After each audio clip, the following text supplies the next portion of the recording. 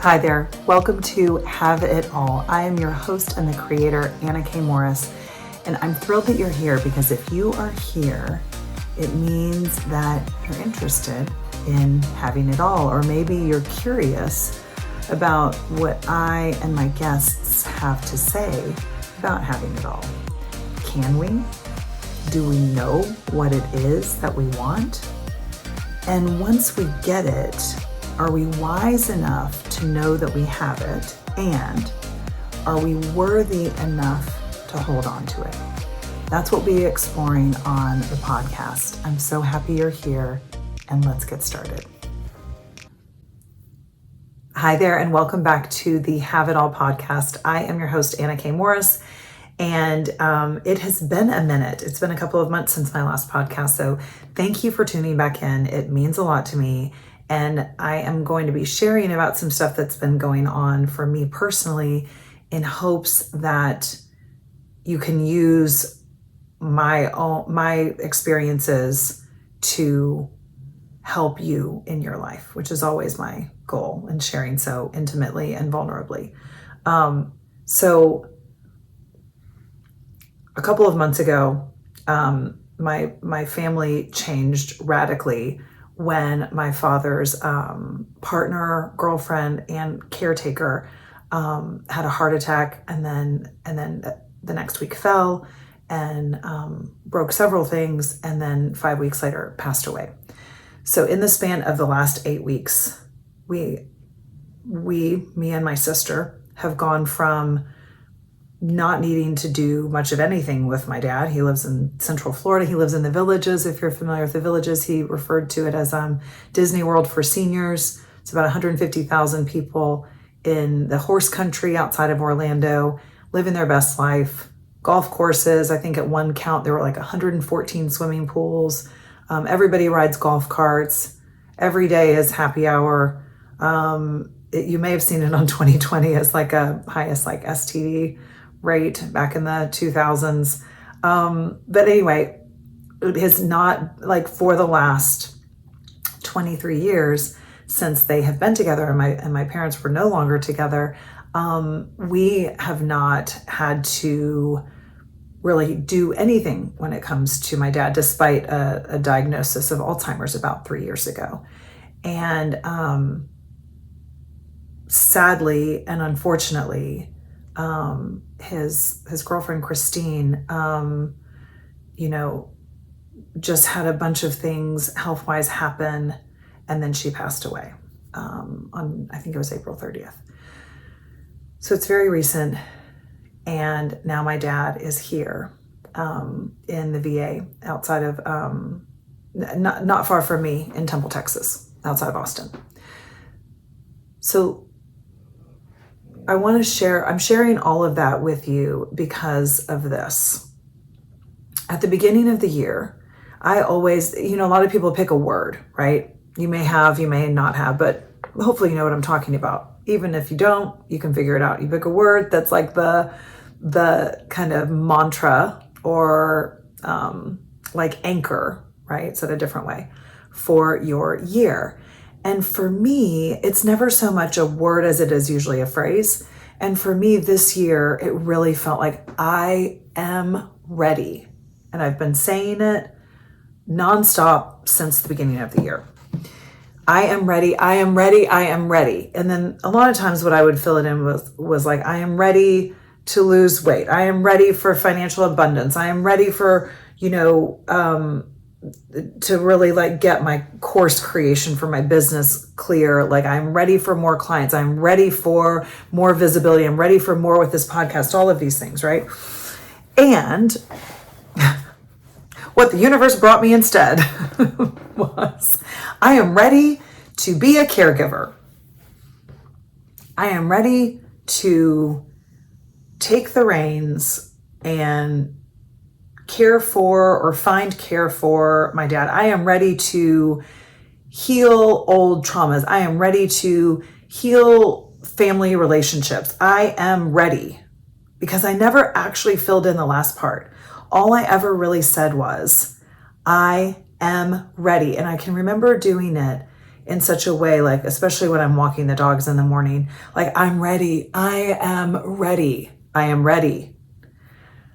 So God took that very literally. And as of May 5th, Cinco de Mayo, my dad moved 8 minutes away and my mom lives one house away, right? They don't have the, I don't want to say the best of relationships. Like they split up, and they're still technically married. And they're not like, in a split up where they're friends, but they're also not ugly to each other. So there's a lot that's getting unpacked. And what I can see for myself is that by saying that at the beginning of the year, I am ready, and leaving it open, right? Because I knew when I was doing it that there were things that I was going to be ready for that I didn't even know to get ready for, if that makes sense. And now looking back over the last literally 8 weeks, I think she fell on March 25th. So it's been almost exactly 2 months ago, that like I was actually getting ready to take over the responsibility for my father with my sister.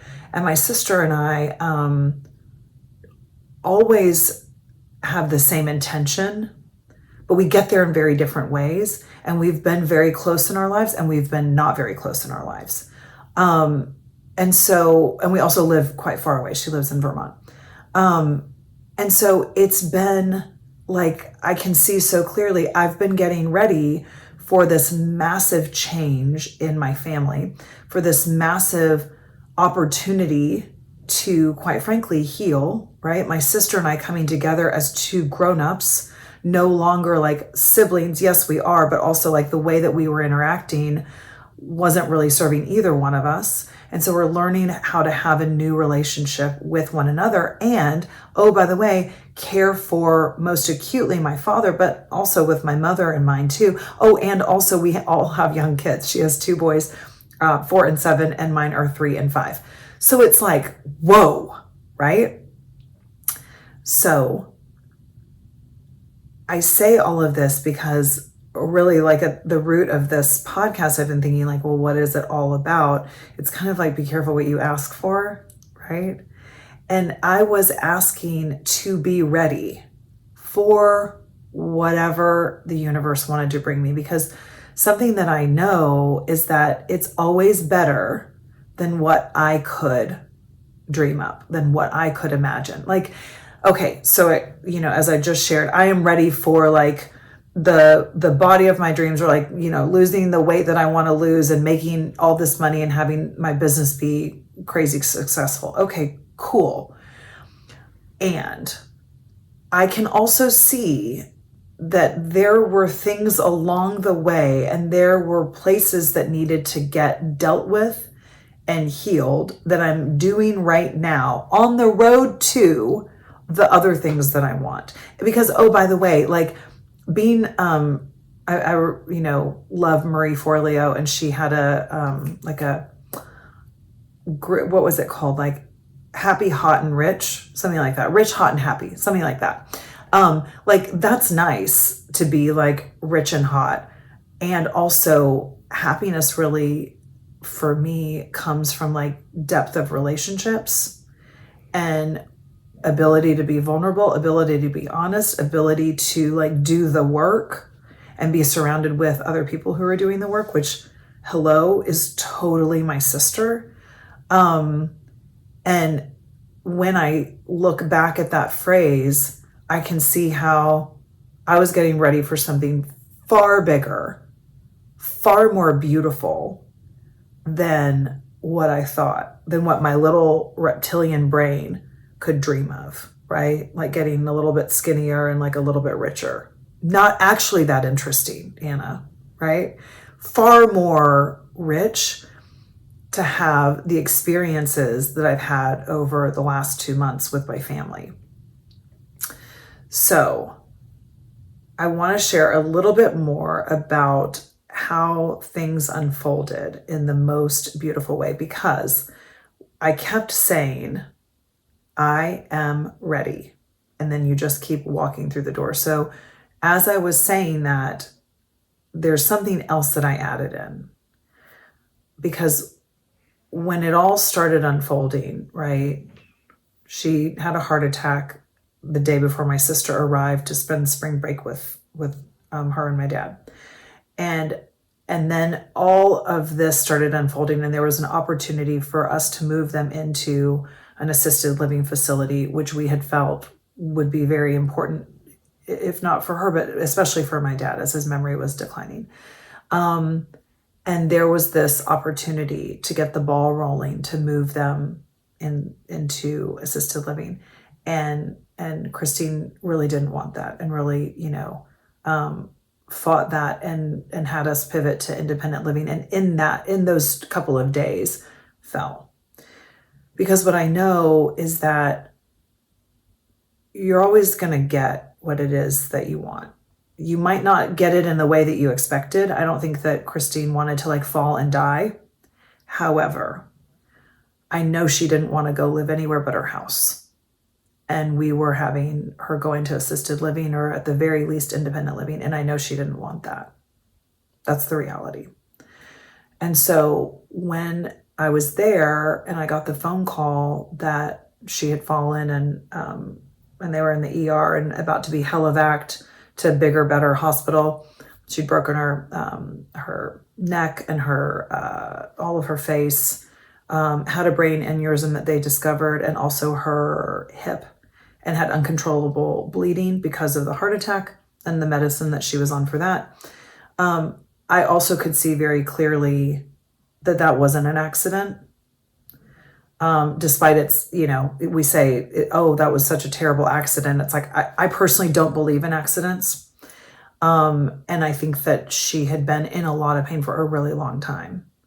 And her no longer being in pain and no longer being with us or with my dad was, in a lot of ways, a better existence than what had been happening, right? So when I went there to start moving them, I was feeling really overwhelmed by everything. And I kept thinking, well, if I just see things through a different lens, then I can literally shape shift my circumstances, my surroundings, right? Because it's always the lens that you're looking at things through. So what I started to say, besides, hey, Duke, hang on just a minute, guys. Hey, Duke, over here. Come on your bed. I've got 2 dogs with me that are always recording with me. And sometimes they get a little bit scratchy and itchy and wiggly, and Duke is getting a little bit wiggly. I think they would rather be outside sunbathing. So I'll wrap this up soon and send him outside. But I want to be sure to say this. I started to say, it's all working out for me. So I'm going to repeat that to you. It's all working out. Now, I also added the for me part, right? Because I was feeling disempowered and I wanted to bring some power into my lens, into the lens that I was looking at everything through. So as I'm there, packing them up, feeling like I'm totally overwhelmed, it's not working out, I thought, well, wait a minute. I said it's all working out for me. Oh, it's all working out for me. Dad and Chris are off getting their taxes done. I'm here packing them. This is great. I've got, I'm getting everything handled. It's all working out for me. So even when I got the phone call that this fall had happened and she was going into the ICU, I was like, okay, it's all working out. It's all working out. It's all working out. I don't know how yet. It's all working out. So all of that happened. And then I moved my dad into assisted living. He then, this was a couple days later, as I was there, I left for 1 hour to go get a Chipotle salad and some towels that I had forgotten at the house. And in that hour, my dad tried to leave, which means if he tries to leave an assisted care facility, he can no longer live there because it's not a locked unit. So we had to pivot and move him the next day 2 hours before my flight was leaving, by the way. We had to move him into the memory care unit of the assisted living facility so that it would be a locked unit where he was safe. And when that happened, when the nurse called me and said, your dad is trying to leave, we can't have him live here anymore, my first thought was, okay, it's all working out for me. It's all working out. How is this all working out? Oh, because had I left tomorrow and my dad tried to leave, that would have been a bigger problem, right? Than if he had done it when I was there. So great, it's all working out. Now I can see we actually do need him in a locked facility because he will try to leave. And oh, by the way, there's a busy road outside, right? And he will try to probably walk home or drive somebody's car. Who knows what he would have done. So every single time something happened, I could just look at it from I'm ready, and it's all working out. And it's all working out for me. That's where I was like, it's all working out for me. I can't wait to see how it's all working out for me. And when I approach anything, but especially this very new and somewhat overwhelming and challenging situation in my family, I have gotten so much freedom, but more than anything, so much peace and power. So I'm going to share one more thing before I wrap this up, and I'll be back with your next episode shortly. But when I went back to Texas, so that was like a Friday or Saturday, I think, I went home to Texas. There was some talk about me staying longer, and I'd already been there a week, and I didn't want to miss Jack's baseball game and festivities that we had back at home. And I took a really clear stance of like, no, I'm going home. My family is not, I can't leave my family any longer. I've been leaving them quite a bit at this point to go to Florida and help out.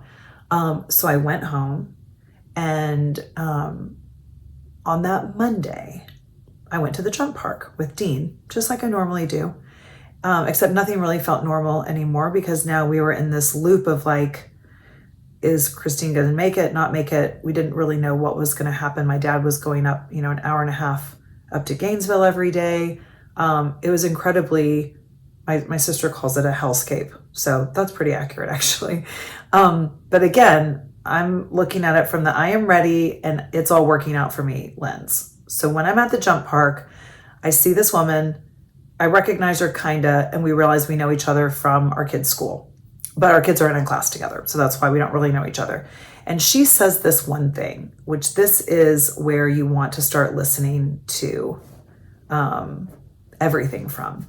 And this is what the next episode is going to be all about, but I'll give you a little teaser right now. Hey, Duke, that's enough, honey.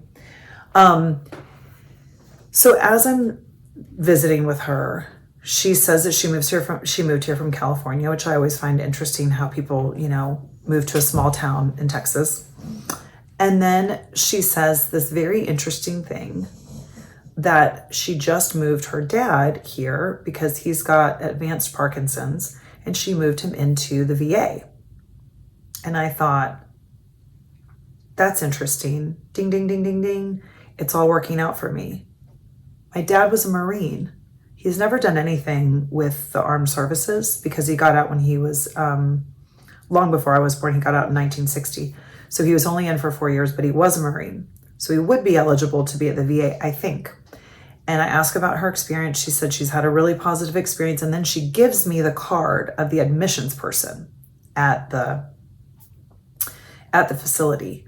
And so then I go and call and email the person and get nowhere. Okay. But the seed has been planted that the VA might be a really good option for us because my dad is in otherwise very, very good health, except for his memory. So we have a pretty long financial runway that we're looking at that we are going to need to get his cost of living managed. And I'm going to share more about that tomorrow in tomorrow's episode.